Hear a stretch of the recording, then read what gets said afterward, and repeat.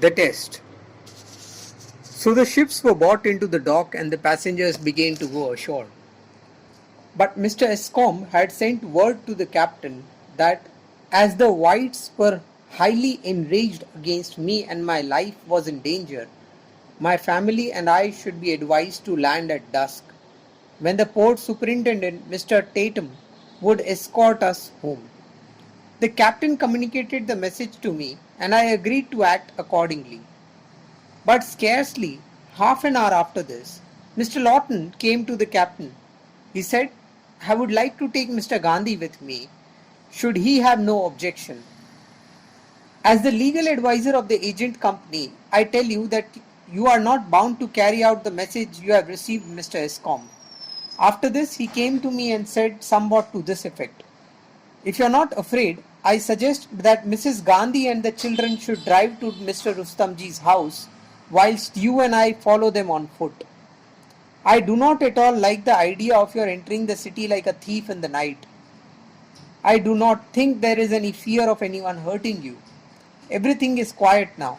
The whites have all dispersed. But if any case, I am convinced that you ought not to enter the city stealthily. I readily agreed. My family and children drove safely to Mr. Rustamji's place. With the captain's permission, I went ashore with Mr. Lawton. Mr. Rustamji's house was about 2 miles from the dock. As soon as we landed, some youngsters recognized me and shouted, Gandhi, Gandhi. About half a dozen men rushed to the spot and joined in the shouting. Mr. Lawton feared that the crowd might swell and hailed a rickshaw. I had never liked the idea of being in a rickshaw. This was to be my first experience, but the youngsters would not let me get into it. They frightened the rickshaw boy out of his life and he took to his heels. As we went ahead, the crowd continued to swell until it became impossible to proceed further. They first caught hold of Mr. Lawton and separated us. Then they pelted me with stones, brickbats and rotten eggs. Someone snatched away my turban whilst others began to batter and kick me. I fainted and caught hold of the front railings of a house and stood there to get my breath. But it was impossible. They came upon me boxing and battering. The wife of the police superintendent who knew me happened to be passing by. The brave lady came upon, opened her parasol, though there was no sun then, and stood between the crowd and me. This checked the fury of the mob, as it was difficult for them to deliver blows on me without harming Mrs. Alexander. Meanwhile, an Indian youth who witnessed the incident had run to the police station. The police superintendent, Mr. Alexander, sent a posse of men to ring me around and escort me safely to my destination. They arrived in time. The police station lay on our way. As we reached there, the superintendent asked me to take refuge in the station, but I gratefully declined the offer. They are sure to quiet down when they realize their mistake, I said. I have trust in their sense of fairness. Escorted by the police, I arrived without further harm at Mr. Rustamji's place. I had bruises all over, but no abrasions except in one place. Dr. Dadi Barjor, the ship's doctor who was on the spot, rendered the best possible help.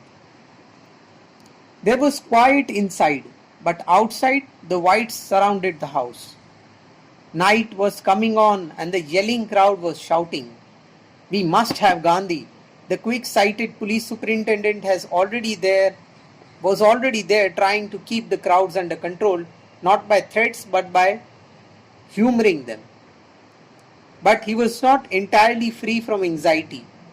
He sent me a message to this effect: if you would save your friend's house and property and also your family, you should escape from the house in disguise as I suggest. Thus, on one and the same day, I was faced with two contradictory positions. When life danger to life had been no more than imaginary, Mr. Lawton advised me to launch forth openly. I accepted the advice. When the danger was quite real, another friend gave me the contrary advice and I accepted that too. Who can say whether I did because I saw that my life was in jeopardy or because I did not want to put my friend's life and property or the lives of my wife and children in danger? Who can say for certain that I was right both when I faced the crowd in the first instance bravely, as it was said, and when I escaped from it in disguise? It is idle to adjudicate upon the right and wrong of the incidents that have already happened. It is useful to understand them and, if possible, to learn a lesson from them for the future. It is difficult to say for certain how a particular man would act in a particular set of circumstances. We can also see that judging a man from his outward act is no more than a doubtful inference, inasmuch as it is not based on a sufficient data. Be that as it may, the preparations for escape made me forget my injuries. As suggested by the superintendent, I put on an Indian constable's uniform and wore on my head a Madrasi scarf wrapped around a plate to serve as a helmet.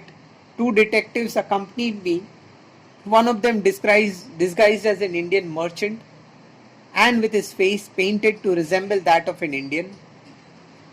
I forget the disguise of the other. We reached a neighboring shop by a lane and, making our way through the gunny bags piled in the godown, escaped by the gate of the shop and threaded our way through the crowd to a carriage that had been kept for me at the end of the street. In this we drove off to the same police station where Mr. Alexander had offered me refuge a short time before, and I thanked him and the detective officers. Whilst I had been thus effecting my escape, Mr. Alexander had kept the crowd amused by singing the tune, "Hang old Gandhi on the sour apple tree." When he was informed of my safe arrival at the police station, he thus broke the news to the crowd. "Well, your victim had made good his escape through a neighboring shop. You had better go home now." Some of them were angry, others laughed, some refused to believe the story. "Well then," said the superintendent, "if you do not believe me, you may appoint one or two representatives whom I am ready to take inside the house. If they succeed in finding out Gandhi, I'll gladly deliver him to you, but if they fail, you must disperse. I am sure that you have no intention of destroying Mr. Rustamji's house or of harming Mr. Gandhi's wife and children." The crowd sent their representatives to search the house. They soon returned with disappointing news, and the crowd broke up at last, most of them admiring the superintendent's tactful handling of the situation, and a few fretting and fuming. The late Mr. Chamberlain, who was then Secretary of State of the Colonies, cabled asking the Natal government to prosecute my assailants. Mr. Escom sent for me, expressed his regret for the injuries I had sustained, and said, "Believe me, I cannot feel happy over the least little injury done to your person. You had a right to accept Mr. Lawton's advice and to face the worst. But I am sure that if you had considered my suggestion, these sad occurrences would not have happened. If you can identify the assailants, I am prepared to arrest and prosecute them. Mr. Chamberlain also desires me to do so." To which I gave the following reply: "I do not want to prosecute anyone. It is possible that I may be able to identify one or two of them, but what is the use of getting them punished?